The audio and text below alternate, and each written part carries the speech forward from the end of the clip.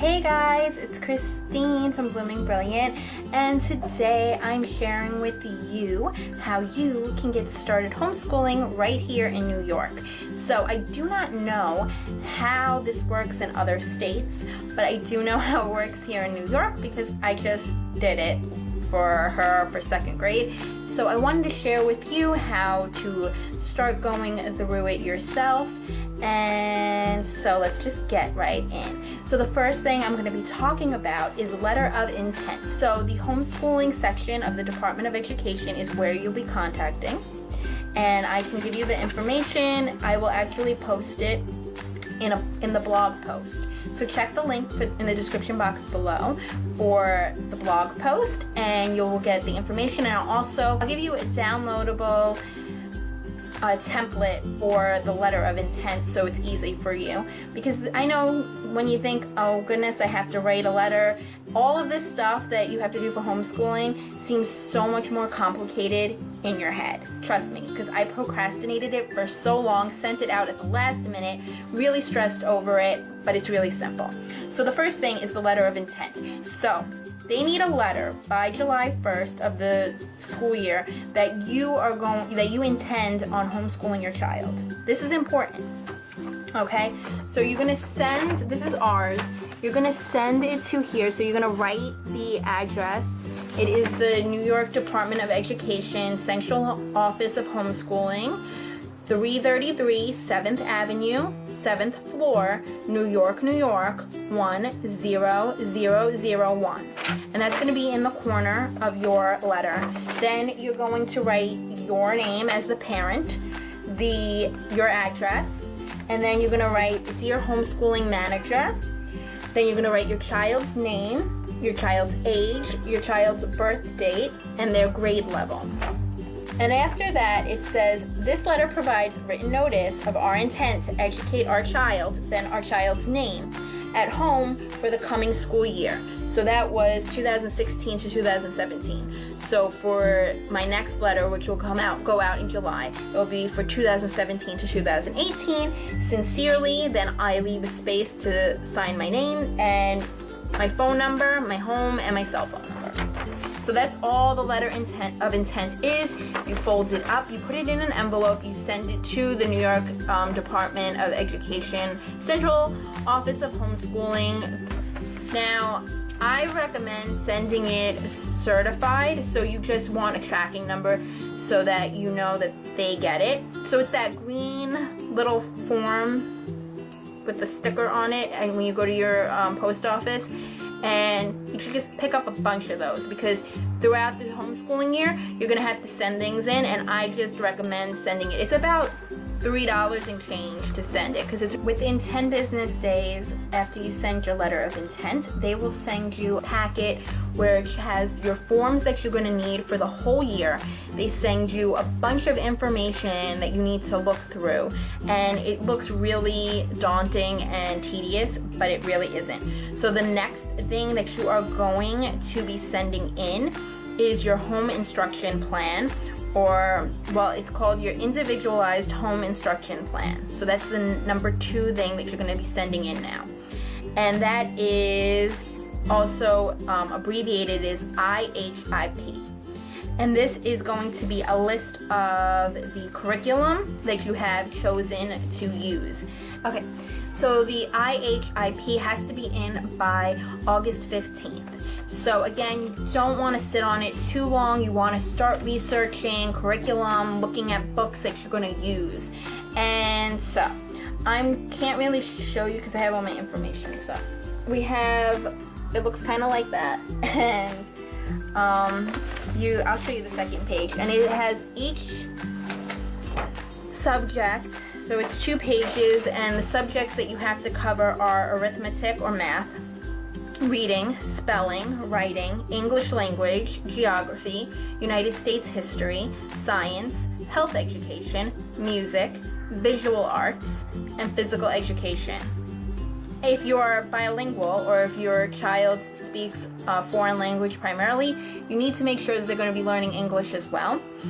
But if you have bilingual education, you're going to put that in a separate area. And also there's certain subjects or topics that you have to cover, which is patriotism or citizenship, health education regarding alcohol, drug use, tobacco, highway traffic safety and traffic regulations, including bicycle and fire safety and prevention. So that is all that you have to cover. And while that last bit that I just read to you, it's for K through 12, you're still going to have to explain how you're going to cover these topics. So I did that, and I really went in depth, and basically what you write in there is the name of the book. So I'm going to give you an example. For second grade, we used Primary Mathematics Textbook 2A. I gave the ISBN number, the publisher, which is singaporemath.com, and then we used the workbook as well. So I used Primary Mathematics Workbook 2A, the ISBN number, and the publisher. You do this throughout your individualized home instruction plan. So otherwise, it's really simple.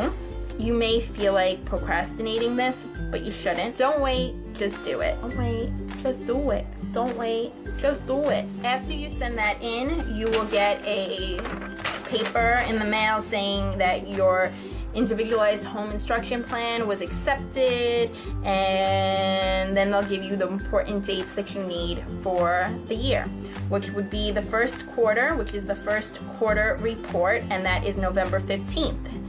The second quarter report is January 31st. The third quarter report is April 15th, and the fourth quarter report is June 30th. And that's when you send your annual assessment. I'm going to show you one of our quarterly reports,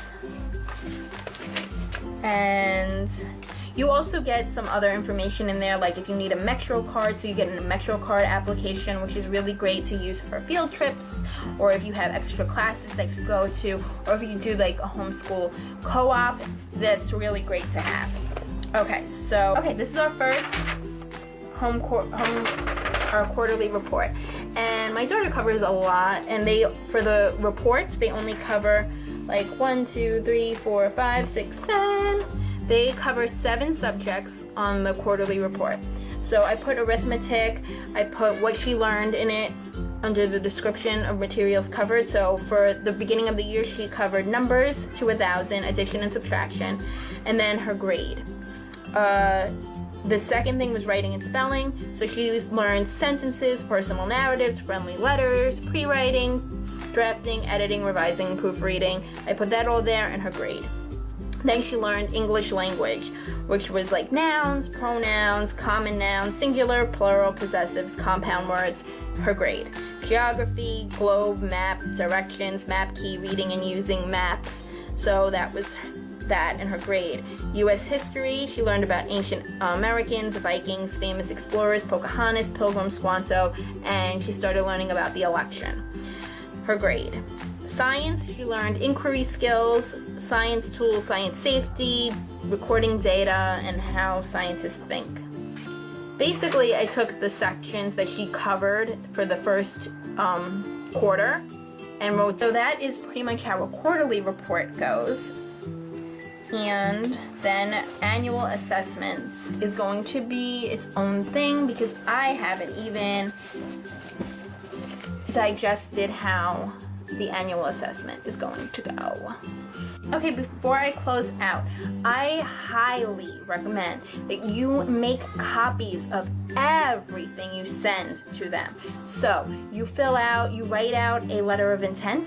You make sure that you have a copy of the signed letter of intent that you sent, because that's going to be important if you need it to get discounts. We get special discounts as homeschoolers to certain places and everything, and I'll do a separate thing on that, but you need it for proof that you're a homeschooler. You need it for so many things, just in case. You just need to have it on your records.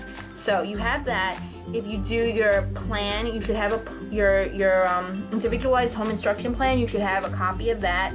You should have a copy of your quarterly reports before you send them out, just so in case it gets lost in the mail, or they don't have it, or you need it for whatever reason, you have it in your little filing system, so you have everything.